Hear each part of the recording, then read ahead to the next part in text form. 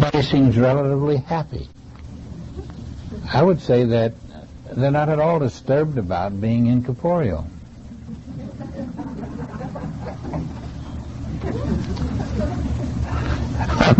I'm real serious about it. Everybody seems happy about it. That's a pretty good sign. Maybe we should stay very close to that subject for the next few days. But Jesus said something which is related to that. He said, pick up your cross and follow me. And you know what was waiting at the end of his rainbow? He was going to teach them that they are eternal beings.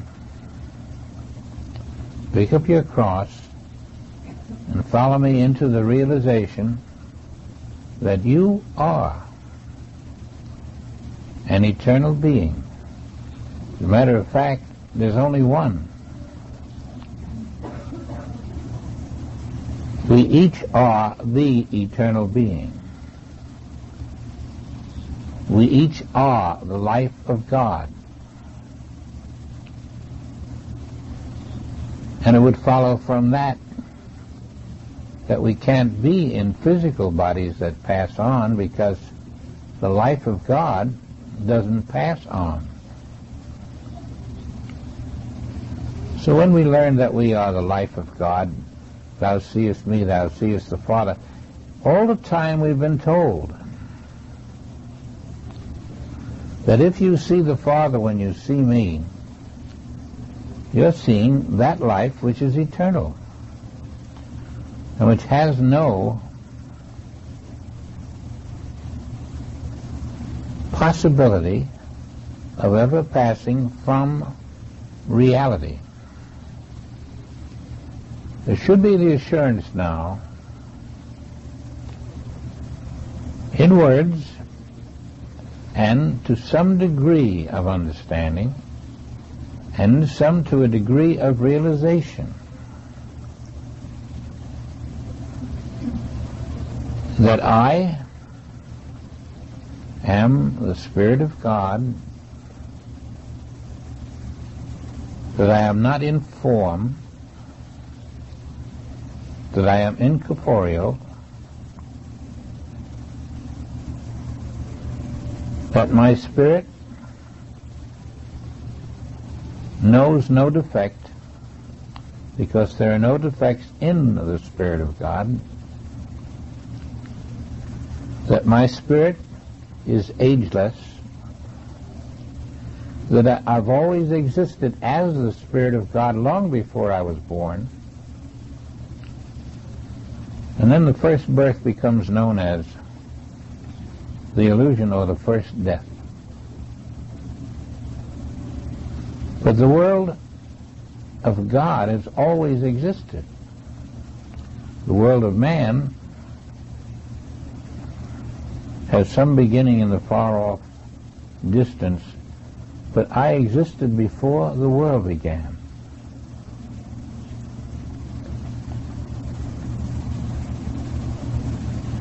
I will always exist. So it's no question about how long my life is going to be. It's going to be as long as the life of God. Can't we just relax in the knowledge that the life of God is my life,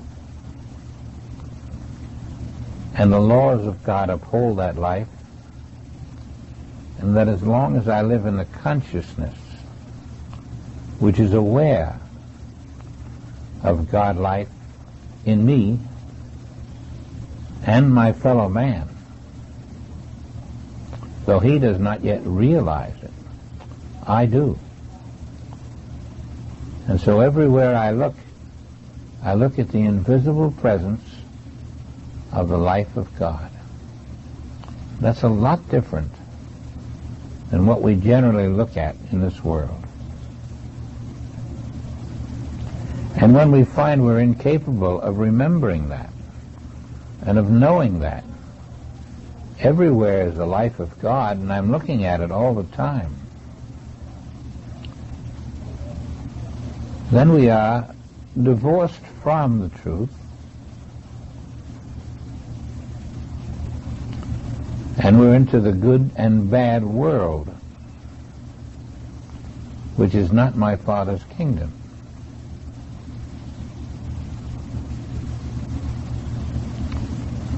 Now, I'm for making everything happen, not just theories. And so when you hear this, I'd like you to feel that you can go to yourself, your true being, your being which is not in the physical form, and you can have a talk with it.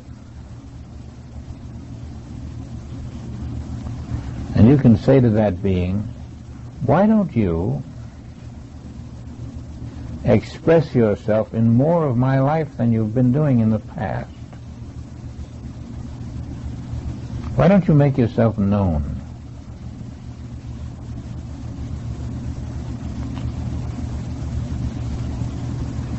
You might find an unspoken reply which says, well, if you will hold me in consciousness and remember that I am with you, that I am your very essence, and you will not act unseemly, you will not act out of character with the truth of your being, that you will address everyone with the knowledge that you are speaking to the life of God, even though that life does not come out and say so to you. Maybe you will determine that you have a different way of living among people.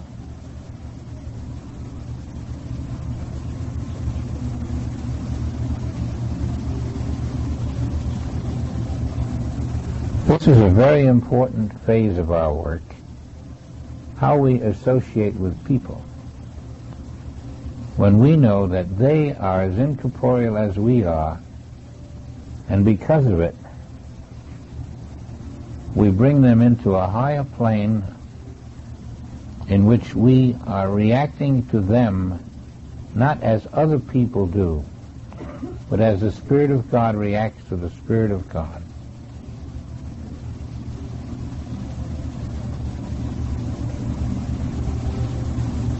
Do people say when you have left the scene, she's a wonderful person, without knowing why? Do people ever say of you that there's something about you that they like, they wish they could understand you better? They should be saying it. And you should make it a point that when you approach no one without the knowledge that here is the living Spirit of God, the life of God. It seems to be getting older to my vision, but it isn't.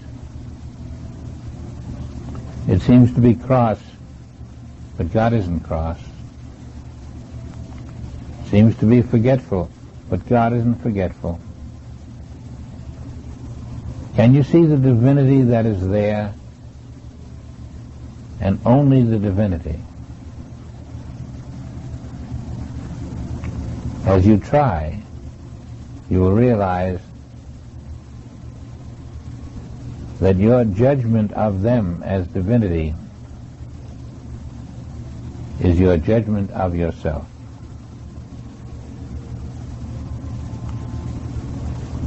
When the divinity in you takes the trouble to see the divinity in them, you are bringing your divinity into activity.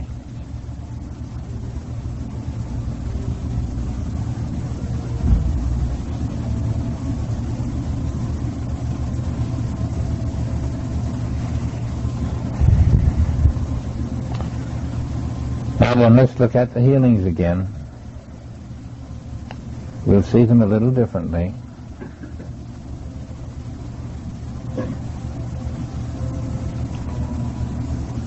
In every case,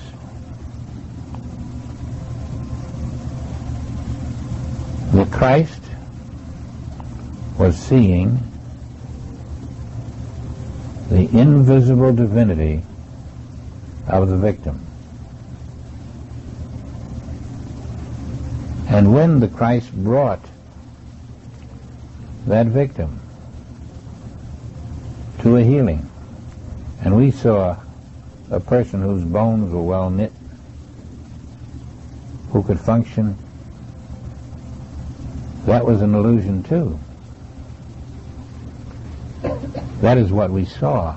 We saw an improvement, but we were looking at the Spirit of God. And that's all we're ever looking at, whether it's improved or not.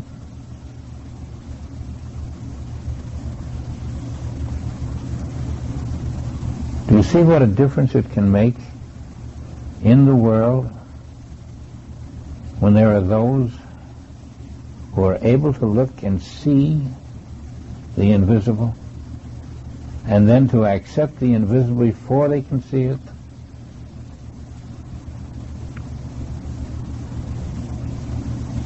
That's what we're called upon to do. Now let's take our own lives. What is imperfect? Only our viewpoint.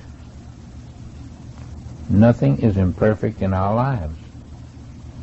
Nothing can be. The life of God is perfect. So therefore, whatever seems to be imperfect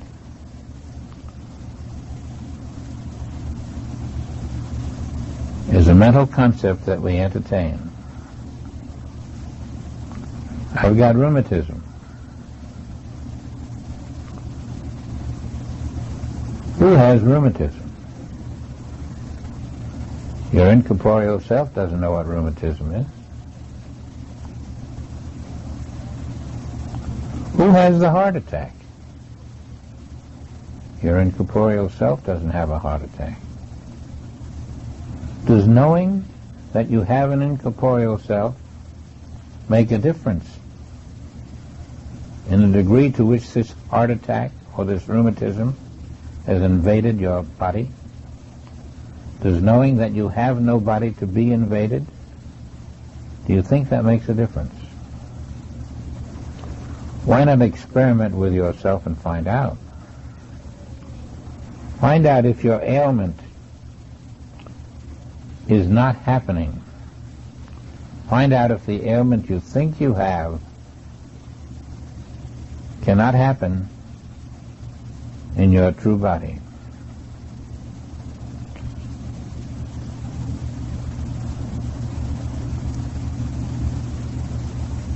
Why does Jesus tell us he promises everlasting life to those who love him? Why does he promise this? He's not promising everlasting human life. He knows that life has no death. And he's simply promising that when you live your life, your true life, there will be no death. So you have the word of the man who made the demonstration that as I am the Son of God, you are. So pick up your cross and follow me. And the only way you can follow me is if you get into the knowledge that you have an incorporeal body of spirit, which can go where I go and can do what I do that invitation was extended to everyone on the earth to follow me. We say, how can I follow you? Now you know. You follow in the knowledge that my spiritual body is the same as his spiritual body. They are not two. They are one. And as you follow what he does, where he does it, you begin to feel that you may develop the capacity to do as he suggested, to learn, to live, and perform as he performed.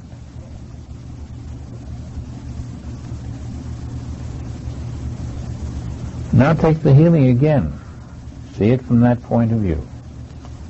This individual comes to you for the healing. At one time, you just closed your eyes and you charged like a bull and said something or other, or felt something or other. Maybe it worked, maybe it didn't.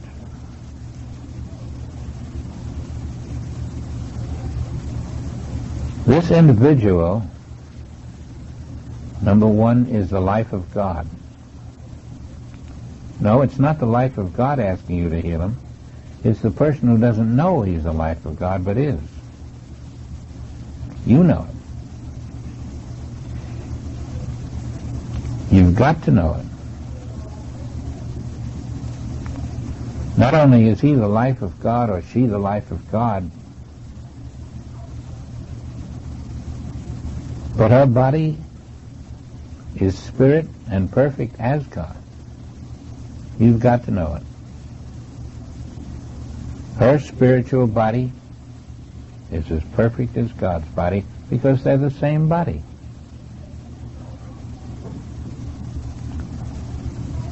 Don't put her in a little container. Don't give her boundaries. The infinite body of God is the body of all who walk the earth. So now you know her infinite body. You know her infinite life. You know the non-defects in the infinite body of God, in the infinite life of God.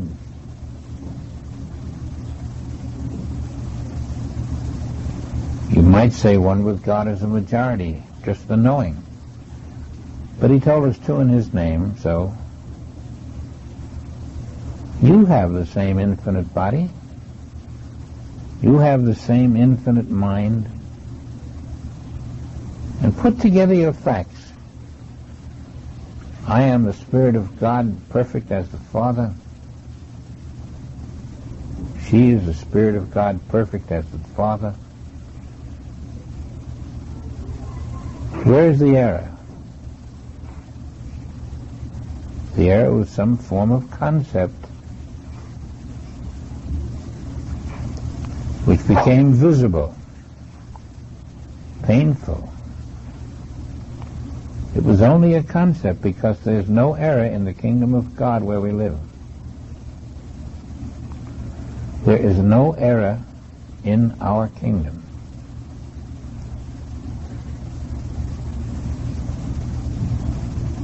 And if I am the life of God with the incorporeal body of God, and she is the same,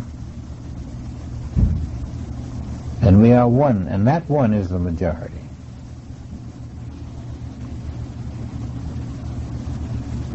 That one will come forth to say, I am healed. I don't know that I'm incorporeal. I don't know that I'm the life of God, or I wouldn't have come to you in the first place. Or I may know it, but I haven't got the deep understanding that it's the truth. But I am seeing in this exhibition, this demonstration, that something is kneeling my body. Something is revealing that where there was rheumatism, there's less and less of it. Where there was a heart attack, it isn't there. I've even known cases where the individual with a heart attack heard the inner voice saying, "You never had a heart attack." And that's how it was.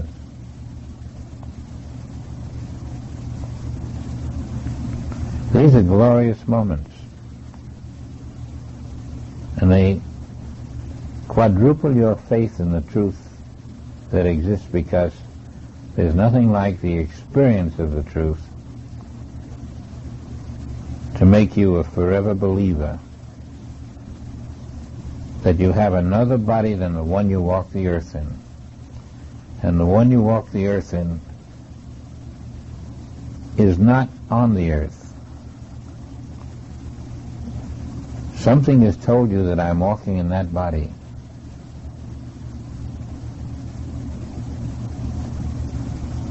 The world mind has told you that. You're not walking in a body. You are an infinite being. You've got to dwell with that a long time before you can understand the truth of it. I am spirit. Well, spirit is everywhere. You can't cut a knife, take a knife and cut spirit in half. How can you have a spiritual body that is not infinite? So the wonder is, how can we all have an infinite spiritual body? We must all have the same body. But in the world of human events, with world mind creating an individual mind splitting up and separate, governing a specific body, and then the whole illusion played back. I have this body, and she has that body, and he has another one. We're all divided.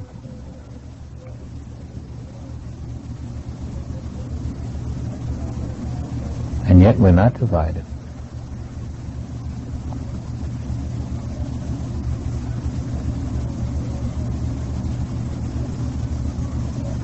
So in our deeper secret, the truth of our being, we are the infinite one in an infinite body, enjoying all there is in infinity, as long as we are constantly aware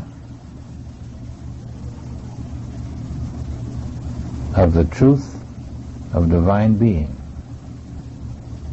There's not one little God here and one little God there and one little God here. There's one divine being. And you can say, I am that divine being. She can say it. And the third one can say it. Because you all are that one divine being. You're not what you appear to be.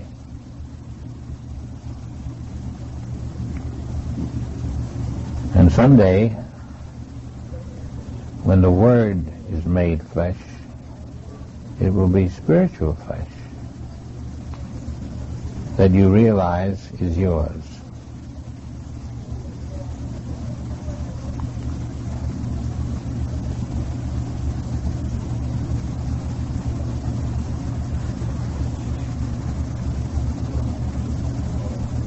When Jesus instructed the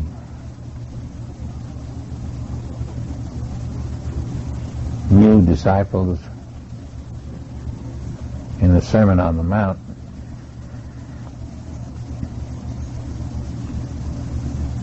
he told them all to go to their closet.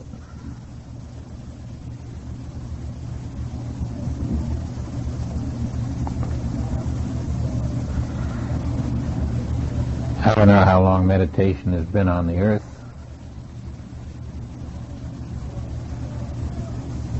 but it was spoken of then. He wanted them to go into the quietness of their own soul, locked in, resting there, learning what the soul teaches. And as we do that, we find that our soul has many, many truths to reveal to us about our own being.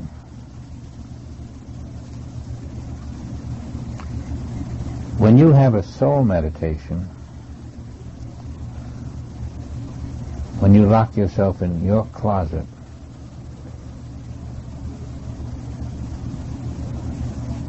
the world now knows a bit about meditation. Maybe there are millions and millions of people who are meditating. Our job is to get to the level where we meditate to know the Father aright. We meditate to hear the inner Christ. We don't often meditate to solve a particular problem,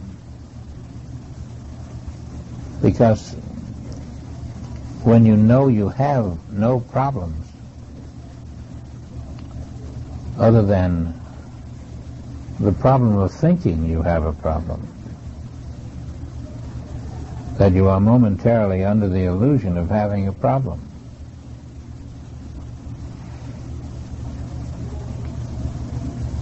You are able to go into meditation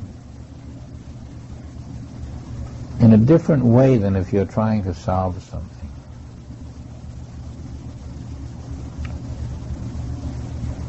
When you try to solve something, you're saying, Father, I've got this and that and the other thing, and I'd like you to make some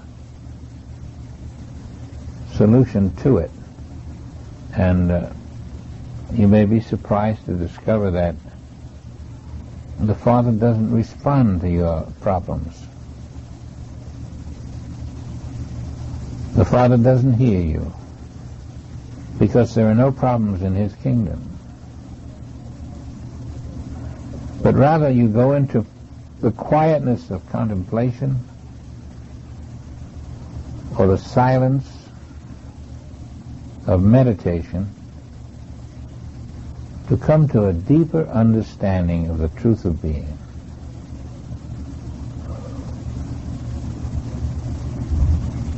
Suppose we were to rest in that and try to imagine what our life will be like when the world has reached an agreement that truth is truth, that spirit is spirit, there is nothing else. Let's say we set a fictitious time. What will our life be like in 1,000 years?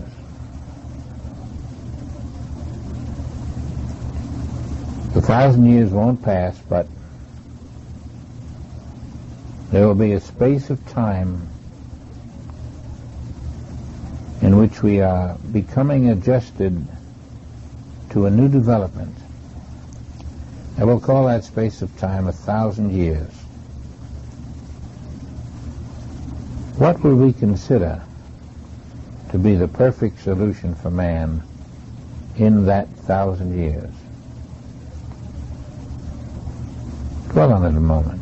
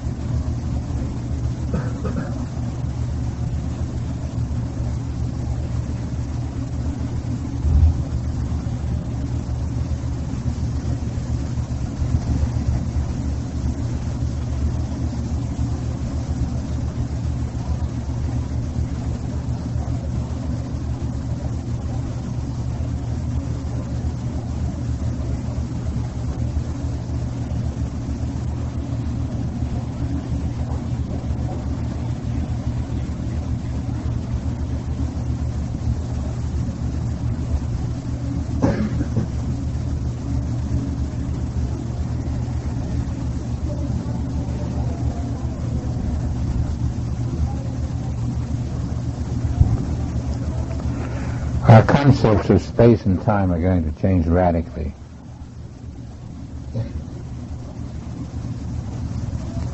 You'll find that time has no meaning for you, and that space in which we travel now,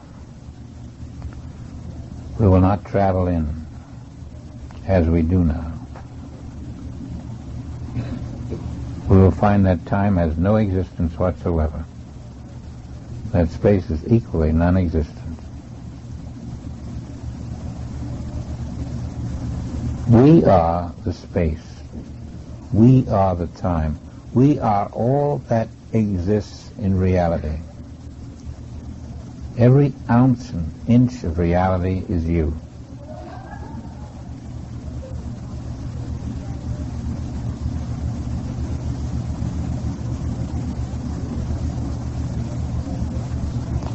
And it's important that we grow into this level of understanding by the faith and truth that we maintain, because we won't be lifted into it until we're dependable.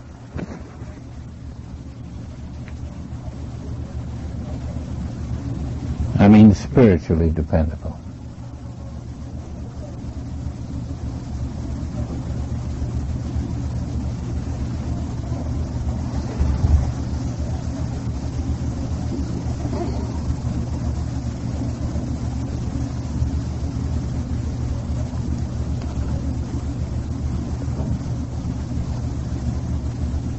While we're on this planet, in our present form,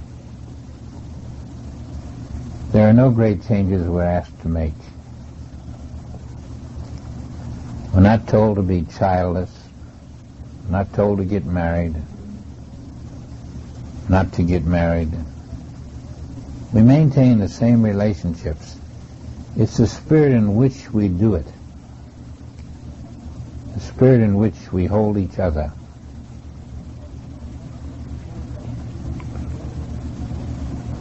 The truth that we permit and the lies that we don't permit.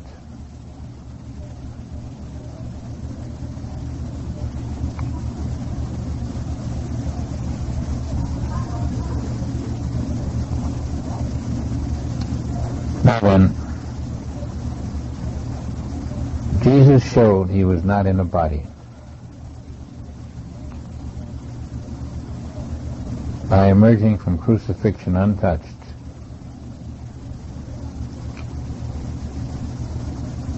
by teaching his disciples that they were not in a body. That's why they were so willing to go with him.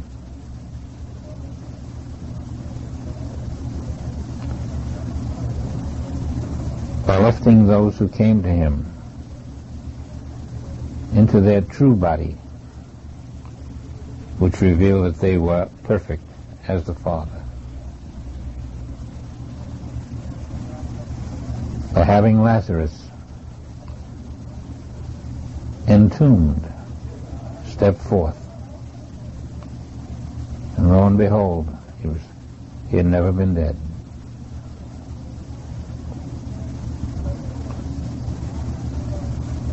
By standing on ships that appeared somewhere else as quickly as possible, to show he was not in form, and that because he was not in form, whatever he touched was not in form. Because form touches form.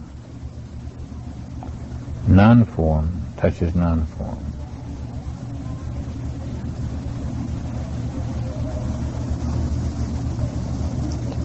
To open us to the miracle of the incorporeal universe in which we are now immortal eternal life. And as we start with this knowledge, even the Bible will be read with different eyes.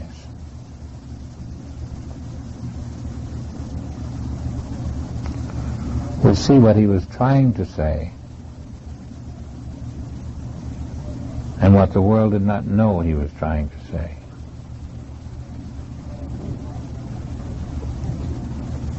That's why the parables were there.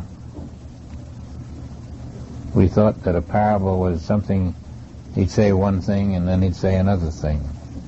We thought that was it. The parables are the third thing. The parables are that which he said for more involved or evolved students, and then beyond the parable was the truth. In every double parable was a third truth of invisibility, incorporeality, spiritual nature of things, the perfection that is present in all things, the fact that his audience and he were one being. And they never thought of him as one being with themselves. He was saying, watch me closely. You're looking at yourself.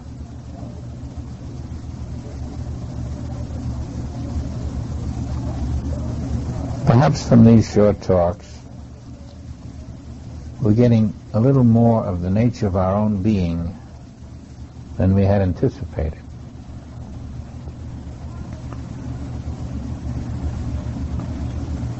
And as we enter the fifth class, I think, I don't even know what it is, but the fifth, sixth, and seventh, and eighth classes will carry us to the irrevocable conclusion that I must live in the Spirit. Anything else would be non-living. And I must accept the entire world of human beings as a disguise for the infinite spiritual selfhood of everyone who appears as a human being. I must know their immortality, and quietly I will see them as spiritual flesh,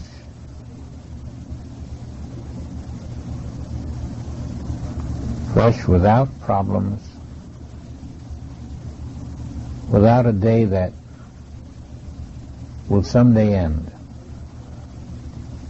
I will see the infinity of each one's being as my own. When you develop your point of view to infinity, accepted for the universe, you're freeing yourself. And I hope we can do that together, because I know there is a lot of personal self still remaining in each of us to a more or less degree. And that personal self must go, and will go. We'll see that personal self is an untruth. There is no personal me. And everything that I have as a personal problem is as untrue as a personal me. Let's end it on that note, in the realization that my universe is spirit. It will always be spirit. And that secretly I know everyone to be an immortal in the one being, learning that God is his life.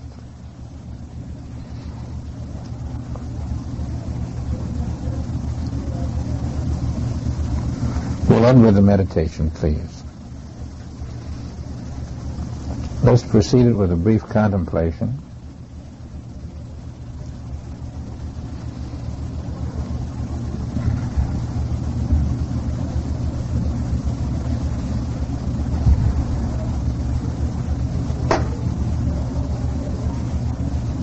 The presence of the Father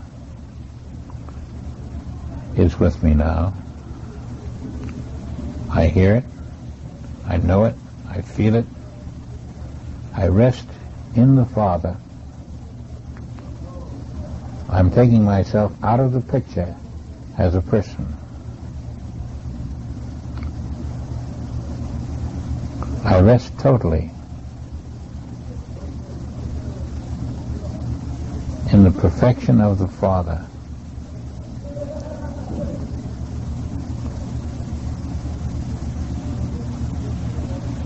Whatever imperfection I thought I had,